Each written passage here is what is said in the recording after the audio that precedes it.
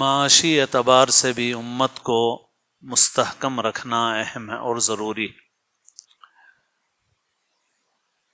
ہمارے ماحول میں گزشتہ کئی سالوں سے ایسے واقعات پیش آ رہے ہیں جہاں مسلمان اپنا پیسہ فراڈی کمپنیوں میں سرمایہ کاری میں ضائع اور برباد کر رہے ہیں۔ بہت بڑے بڑے واقعات پیش آ چکے ہیں، ہمارے شہر میں بھی ہوئے ہیں۔ بعض جگہوں پر خاص طور پر علماء اور حفاظ وغیرہ کا بھی پیسہ لگا ہے اور بہت بڑی مقدار میں ہمارا پیسہ سرمایہ ضائع ہو گیا ہے۔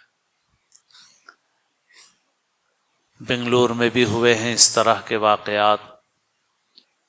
ہزاروں کروڑ روپے امت کے اس طرح سے ضائع اور برباد ہو جاتے ہیں۔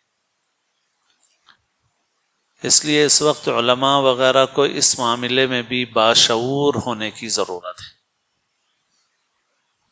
ایک تو معیشت سے متعلق احکام و مسائل ہیں، ان کا جاننا، موجودہ حالات کے اعتبار سے ان کی تطبیق کرنا، یہ بھی علماء کی ذمہ داری ہے۔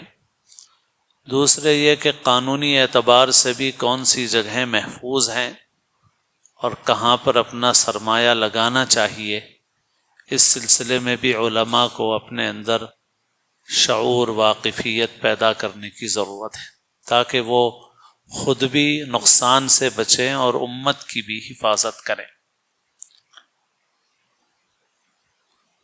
اللہ کے رسول صلی اللہ علیہ وسلم ہر پہلو سے امت کی خیر خواہی فرماتے